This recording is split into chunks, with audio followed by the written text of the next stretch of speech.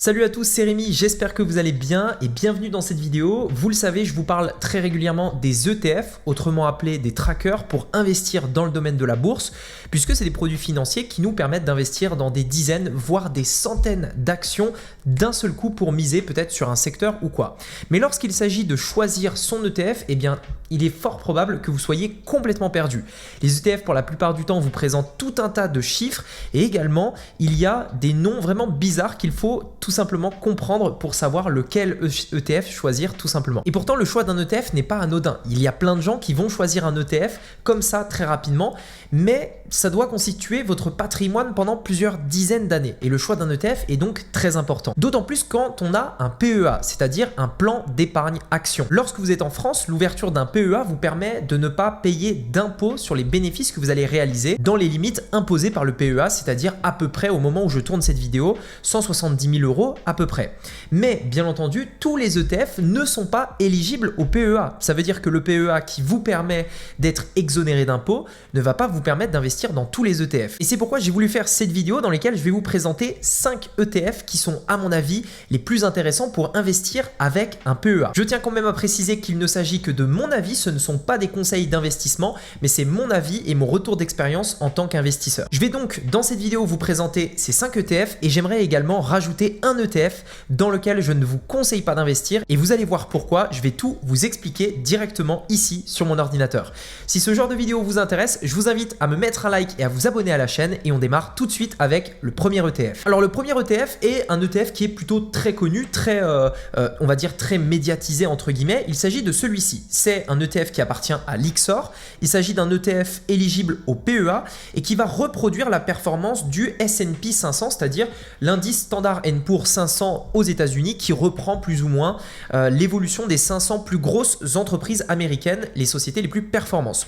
Au moment où je tourne cette vidéo, nous sommes début 2022 et comme vous pouvez le voir, il a fait une performance de 38% donc entre le 31 décembre 2020 et tout simplement le 31 décembre 2021. Donc 38% en une année de performance, qui est plutôt très intéressant. Vous pouvez voir que, et c'est là où c'est extrêmement intéressant, vous pouvez commencer à investir sur cet ETF PEA à partir de 35 €, ce qui est juste incroyable. Ça veut dire que si vous avez 50 € dans votre compte en banque, vous pouvez en acheter. Donc c'est juste exceptionnel. L'encours sous gestion cependant est pas énorme, on est à 340 millions d'euros. Alors c'est beaucoup, mais c'est en même temps peu. C'est-à-dire que vous allez le voir, je vais vous présenter d'autres ETF où il y a un volume d'investis plus important.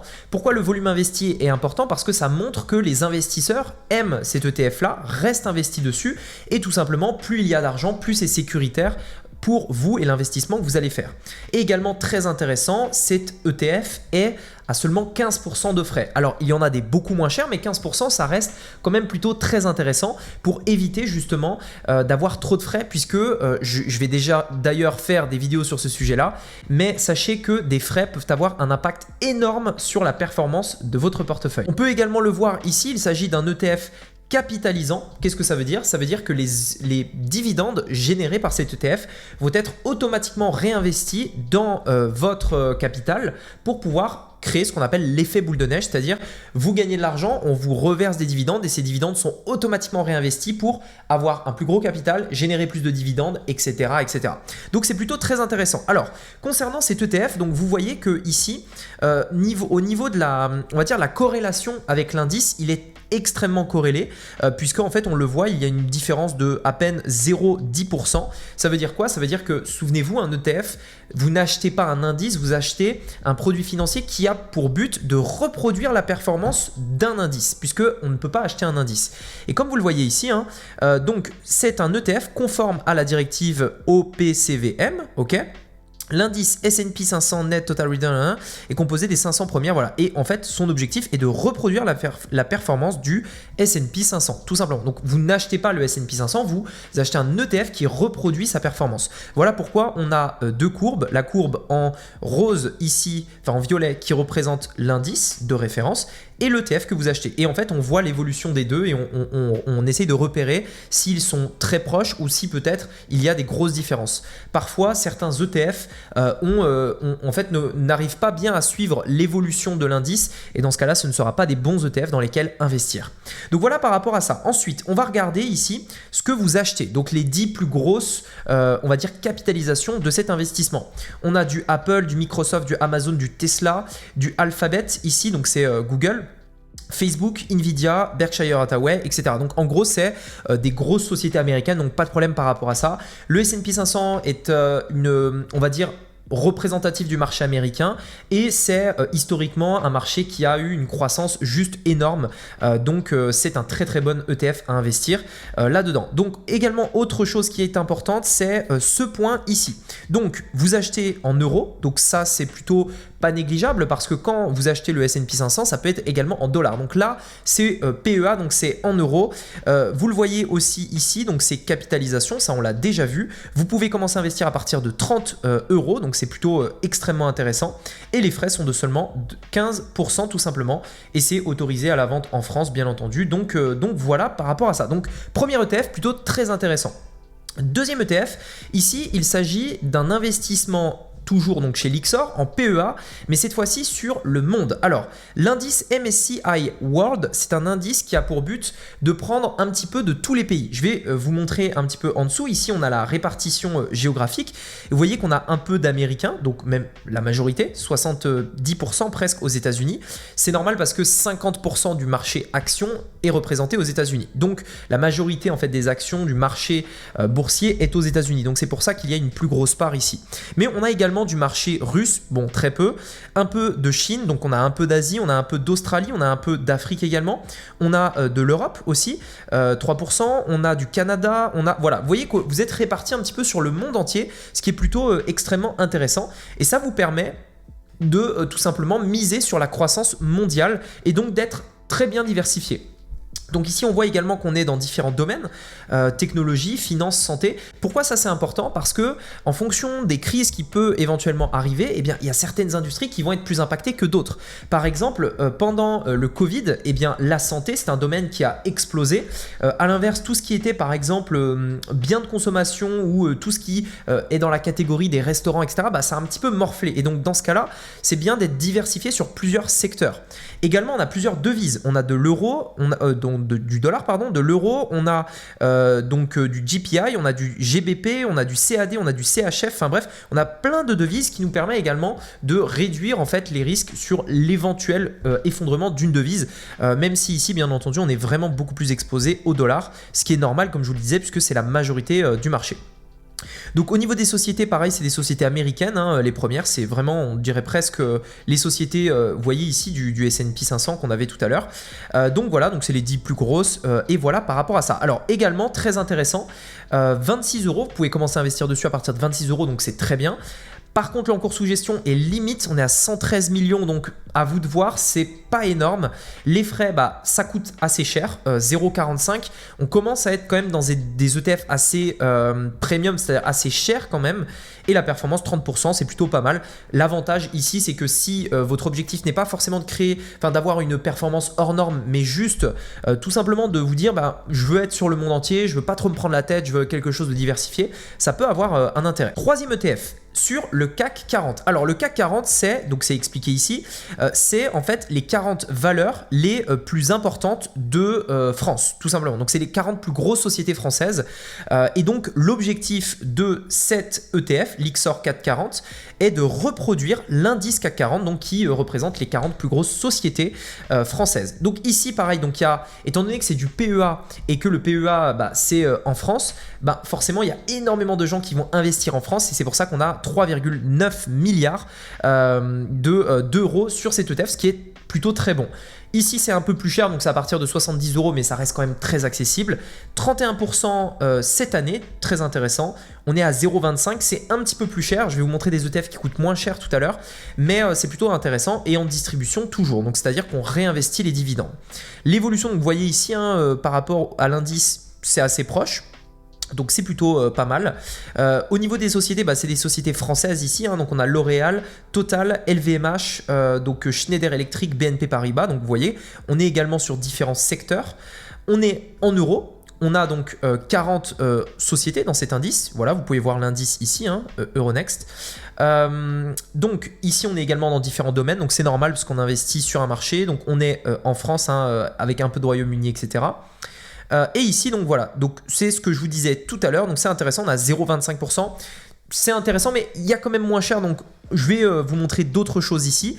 On est en distribution, donc c'est plutôt intéressant et bien entendu disponible à la vente en France tout simplement. Donc ce troisième ETF est également intéressant. On va passer à présent sur un autre marché. Donc là, je vais passer chez Amundi qui propose également des ETF, hein, tout comme Lyxor.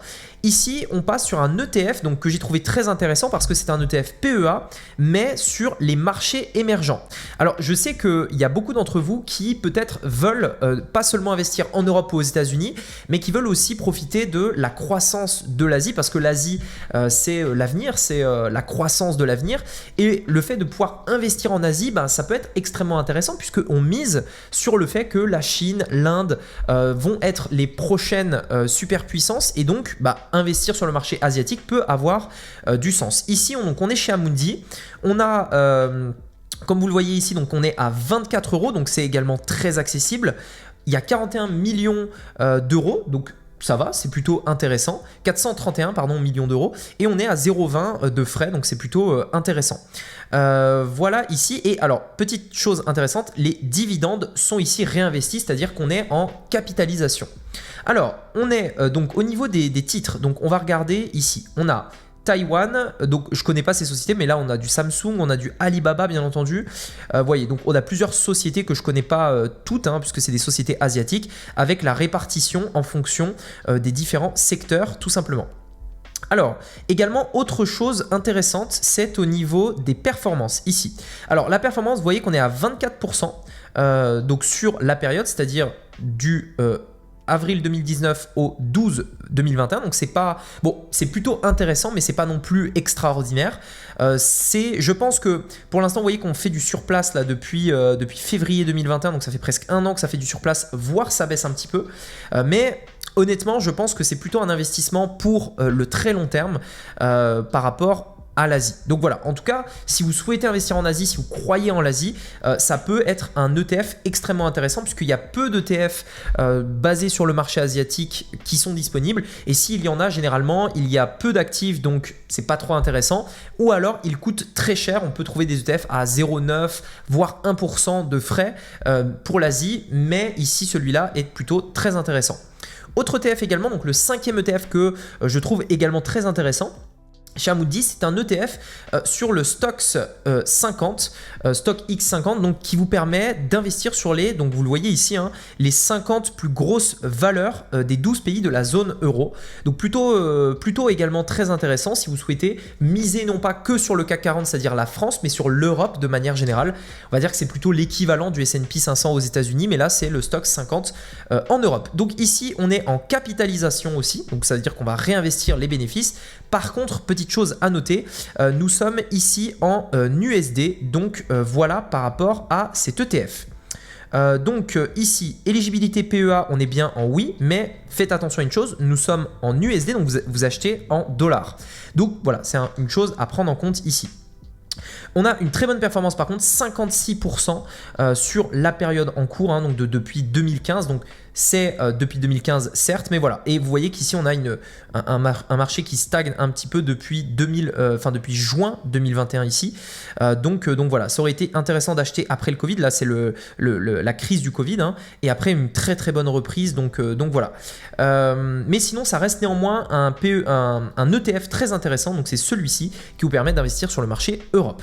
Alors à présent je vais vous parler d'un ETF que je ne conseille pas, en tout cas que moi dans lequel je n'aimerais pas investir, c'est l'ETF donc de Lyxor sur les obligations d'État européennes PEA. Alors j'ai cherché des ETF sur les obligations éligibles PEA, je n'en ai trouvé qu'un, c'est celui-ci, mais honnêtement il ne me plaît pas. Alors pourquoi investir dans les obligations? Les obligations, le gros avantage c'est que ça vous permet de diversifier votre portefeuille. Vous n'avez pas que des actions, vous avez également des obligations et on le sait historiquement, même si ça peut varier, les obligations peuvent être quelque chose de très intéressant dans un marché baissier où les actions baissent il est possible que les obligations montent tout simplement. Ici, en fait, pourquoi c'est pas intéressant? Pour plusieurs raisons. Premièrement, ça coûte assez cher. Deuxièmement, il n'y a que 8 millions d'euros d'actifs. Donc pour moi, c'est trop peu pour investir dessus. On est à 10 euros, on est en capitalisation, mais voilà. Alors, la performance est nulle, enfin, elle est nulle, c'est-à-dire qu'elle est négative pour une raison simple, c'est parce qu'on est en 2021 et qu'en 2021, le marché action a fortement progressé. Donc c'est normal que les obligations ont baissé un petit peu. Ça, pas de problème. Mais pour moi, il y a plusieurs éléments, plusieurs points noirs. Premièrement, on a un taux de coupon de 2,33 qui pour moi est pas très bon, c'est-à-dire que c'est pas énorme. On n'a que 8 millions d'actifs, donc c'est pas assez à mon sens. Et surtout, au niveau de la qualité, alors on a au niveau de la maturité des obligations, c'est plutôt standard, c'est-à-dire 1 an, 3 ans, 3 ans, 5 ans. Donc, on est assez réparti sur plusieurs maturités. Mais par contre, ici, ça me pose problème. C'est-à-dire qu'on a 35% de triple B, c'est-à-dire des obligations à risque, c'est-à-dire une forte chance que, en fait, on ne retrouve pas notre argent.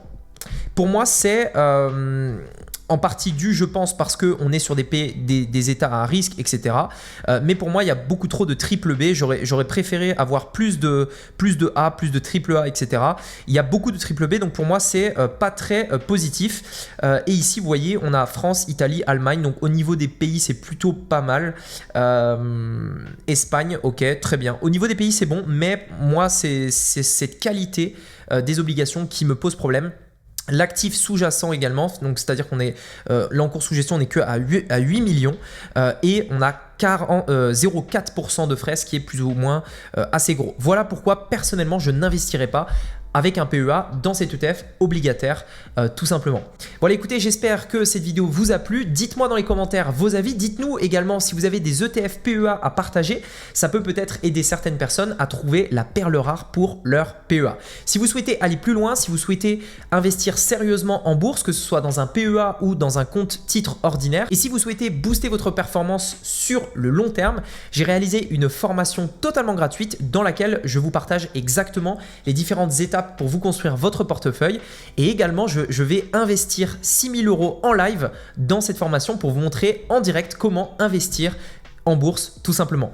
Le lien est dans la description, cette formation est totalement gratuite et vous m'en direz des nouvelles. Sur ce, je vous dis à très bientôt pour une prochaine vidéo. C'était Rémi, à bientôt, ciao.